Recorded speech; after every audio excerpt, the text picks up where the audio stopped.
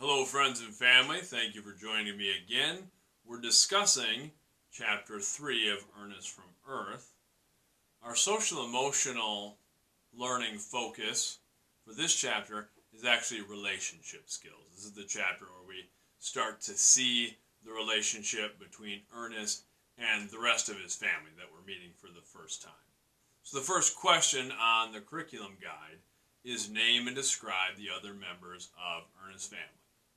So Ernest has a mother, a father, and a sister, a younger sister. Ernest's mother is Gwendolyn Emeka. She's described to us in this chapter as being tall and thin, dark hair, narrow almond-shaped eyes, a light olive complexion.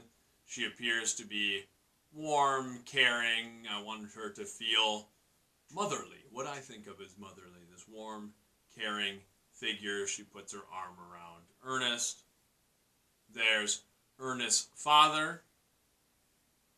He doesn't get a lot of physical description in this chapter, but it alludes to him in the previous chapter having kind of darker chestnut brown complexion. Beyond that, Mr. Emeka seems to be pretty playful, kind of silly when talking with the kids. And then there's Tamara Emeka, Ernest's 6-year-old sister. She has similar features to her mother, thick, wavy hair. She's described as being outspoken, kind of strong-willed. She appears to have a strong bond with Ernest as they sort of tease each other and kind of wrestle around, that sort of thing. Describe the family vehicle. The Star Cruiser 7. That's what I called the vehicle. Basically, it looks like a 1960s American station wagon. That was sort of just an idea I had. I like to, as I'm writing, I'm very visual, being an art person, an art teacher. So even as I'm writing, I'm trying to, I don't know that I always do a great job conveying it, but I'm trying to create a picture, or at least for myself, I'm trying to do a little describing of the picture I have in my head. And the earliest form of Ernest from Earth, when I started putting things together, actually was going to be a children's book, a younger children's illustrated book. I thought it would be good to address some of these social issues with younger kids, but as I got going, I really thought to hit the depth of the themes that I wanted to, I thought it was important to shoot a little higher age range, a little higher grade range. So the illustrated version kind of got abandoned, but I did some initial sketches, and that helps me kind of work through things anyway, sort of a storyboarding sort of thing. And some of the first drawings that I did were of, I took features from cars from the 1960s, which I love. My dad is a big gearhead, was an auto mechanic, and has worked in maintenance my whole life. Spent a lot of time working on cars, being around him, working on cars, and going to car shows and stuff when I was young, really throughout my life. And I'm not as knowledgeable on the mechanical side of things as my father by any means, but I have an appreciation for cars. I love the cars from the 1960s particularly. And I wanted this to seem like the road trip. I love a good road trip. Still love road trips. And I wanted to create sort of that image to tap into sort of that maybe emotion that a lot of us have about like the family road trip, and we're talking about an Earth that's being presented in this idyllic way. And I think sometimes we can see images and stuff of, say, 1950s, 1960s America. And some of the images are of this very idyllic time, the white picket fence and the family station wagon and all that. But we know that was really not the existence for a lot of people, and I kind of wanted that to be a slight foreshadowing as well, that the people of this earth are sort of like, oh, tapping into this old emotion of the family station wagon and those sorts of things. But then we're maybe realizing later on that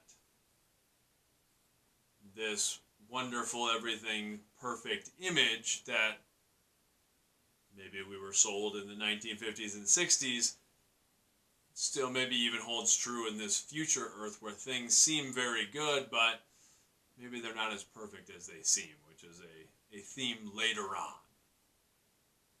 So, but basically the Star Cruiser 7 looks like a 1960s American station wagon. I don't get more specific than that, but kind of creates that image. Where is the family going? The Ameca family is traveling to Tremulac 5, another just name I made up, an early development planet that's far, far beyond Earth's solar system. I think that's another thing that is something to consider. I set up the situation where humans can't interact with beings on these mid-developed planets, but families basically vacation to the early development planets that are teeming with life, but they've basically set up these, would be like our national parks for people to go and visit. There's a lot of wonder. I love our national parks system here in the United States, where we can go and there's wildlife and nature that is protected, but it's also commercialized. So that raises some interesting questions as well. Not really the central theme of the book, but they're going to visit one of these planets. Describe Ernest's apparent relationship with his sister. Do they get along? They appear to have a positive relationship. They do kind of the teasing and the playing that siblings tend to do. How do they interact with each other? Provide evidence from the book to support your claims. Tamara kind of teases Ernest. Ernest gets in and kind of tussles around with her. That's kind of what I think of with siblings. I never had any sisters. I have two younger brothers, and we were wrestling around all the time. I have a son and a daughter who are very close in age, just a little more than a year apart in age. And although they didn't wrestle physically, they don't wrestle with each other as much as my brothers and I did, there is that kind of poking and prodding at each other. So I wanted to represent that. Describe Ernest's apparent relationship with his parents. Do Ernest's parents seem like good parents? Do all the members of the family seem to get along? Provide evidence. With the brief descriptions, it's hard to say what a good parent is, but Ernest's parents seem to be involved. They're going on this family trip together. It shows them kind of doing caring things, being playful, and the members of the family seem to get along. So again, sort of setting up what seems a little idyllic, but this nice little family with two children, that sort of thing. How might the simple family interaction of the first two chapters set the stage for some of the central themes of the story? One might suggest that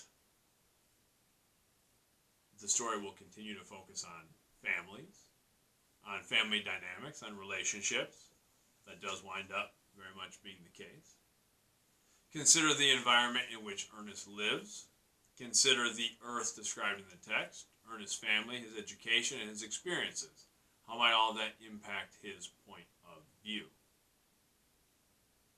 We could talk about Ernest seems to have a supportive family.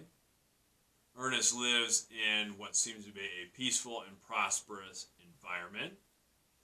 He gets to travel across space and experience all sorts of things. That might suggest that Ernest has experienced a pretty privileged life. Now, I'm setting up a future Earth where privilege seems to be the norm. But that's another thing I want to consider, where when Ernest winds up having some of the future experiences he has,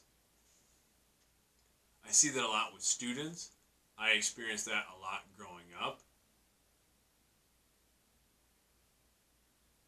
The different levels of different opportunities that people have really shapes their insights, whether they've had a chance to travel, to experience different things, whether they've had strong relationships at home and support at home, education. All of those things make such a huge impact on who we are and how we process the world, how we think, how we manage our emotions, all of those things. So I want to set this up that Ernest is pretty privileged. He seems to live in a society where things are good. There's a lot of prosperity. He seems to have this loving family. He seems to have opportunities to do things, to learn and grow and be educated and explore. Not everybody has that. Maybe in this idyllic future world that is the norm, but it's not the reality of our current existence. And it winds up not being the reality of the existence in which Ernest is thrown as the story continues. Some extended thinking. Draw and describe your own future vehicle. That's just kind of fun. I think it's fun to do those things. I had a lot of fun coming up with future vehicle designs. I designed some that look like, well, I talk about the 1960s in here, but I drew some that sort of looked like 56 and 57 Nomads. I really like that. I drew another vehicle when I was doing this that I actually took the rear end of a 1960s era Corvette, and I made that like the front. It had kind of that rounded window in the back that to me looked like that could be like the front of a space shuttle. So that's just kind of a fun thing to play along with. Draw your own future vehicle. Then discuss how you interact with close friends and family members. As we're talking about relationship skills, I think that's a good thing to consider. How do we interact with our parents? How do we interact with our siblings? How do we interact with our closest friends? A lot of times, the people we're closest to, we do joke around with and prod, and we know how to push their buttons and those sorts of things. So, that really, those first 3 chapters, which are quite short individually, they're the setting. They're just setting things up pretty quickly in a short number of pages, setting up, here's Ernest, here's his family, they're going on this trip, and then we're about to get into the inciting incident where things start to happen. I wanted that to happen quickly in the book. The chapters are very short throughout the book, but especially at the beginning here, because it's kind of boom, boom, boom, here's a couple things, here's a couple scenes. I sort of think of it as like movie scenes in my head, like show Ernest at school, show Ernest at home, let's set up the trip, here we go. Until next time, we'll be back with chapter 4. I think we're going into chapter 4. And the story's going to start picking up. There's going to be some big things happening soon. So stay tuned. Thank you so much for joining me. Until then, much love.